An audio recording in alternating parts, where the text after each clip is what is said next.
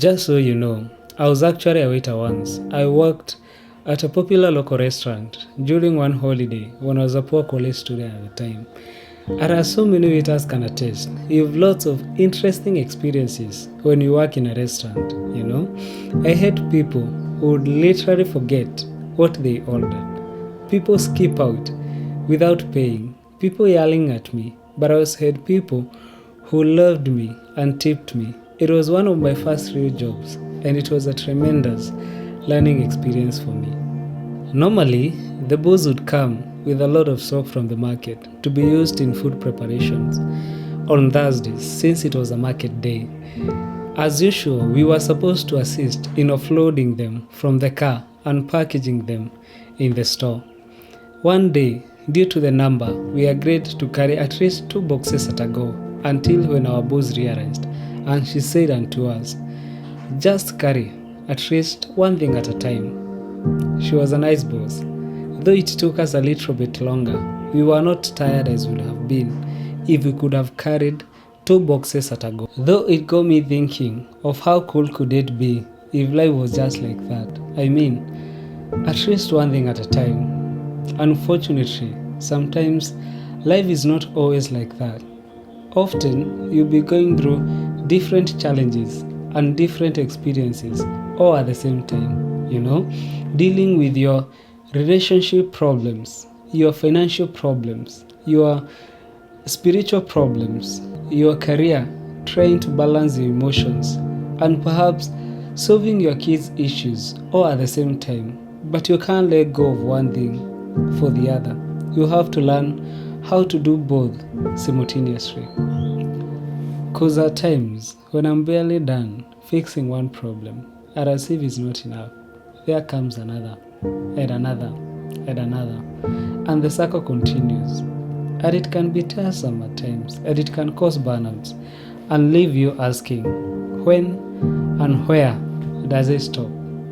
It can also cause depression, and that thought of how bad things can turn out to be can freeze you with anxiety, unable to do anything.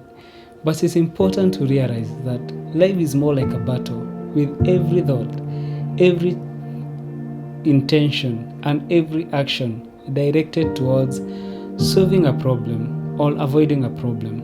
But it's also important to realize that as much as this life can feel like a battlefield, it's worth fighting for. And there are perhaps a few things that have helped me during these times that I was hoping we can share with you today. The first thing that have helped me during this moment is focusing my perception on creating a new reality about life. Changing your perspective is a beautiful thing. You know how you've little memories from your school life that are so random that you wonder how they are still up there. You kind of wish you can delete them because honestly, in our current day and age, you need that space for more important things that you still struggle with.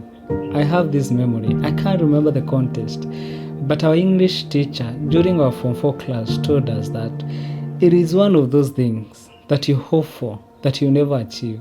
It sounded doom, but it is important at times to understand that. We set out in life wanting certain things. We all have these expectations, predetermined visions of what our ideal life will look like, but too often, that's not the kind of life we end up with. Sometimes our dreams fail. We change our mind mid-course. Sometimes we must flop to find the right direction, and sometimes we just must try a few things before we can find the right direction. Things becomes different. The fight we are having, the job we didn't get, the unexpected need to shift course, and the things we wanted but we didn't get. It is all in the mystery of this thing we call life. And yes, no matter how much we carefully plan and work hard, sometimes things will not work out, and it's not even our fault. Therefore, learn to change your perspective and accept it, adapt to it, roll with it, and move to the next. The second thing that have helped me during this moment is giving it time.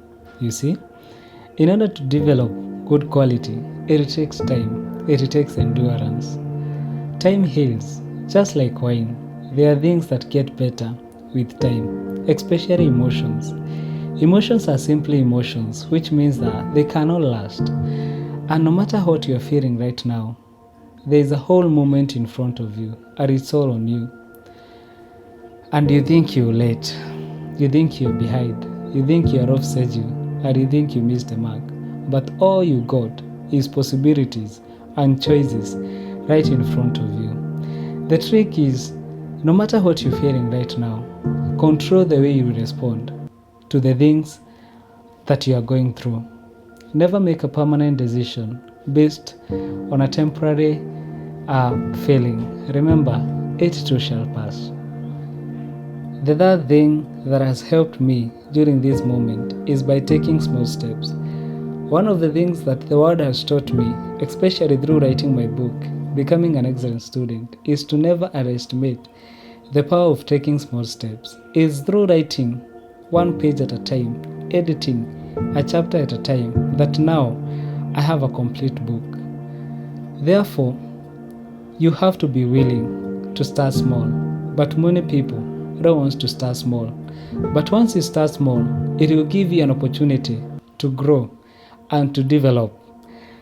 Therefore, always ensure to never underestimate the power of small steps. And as I always say, no matter how good and how good your tomorrow's plans and goals are, you must ensure you do your best today. Lastly, where do you draw your strength and inspiration from?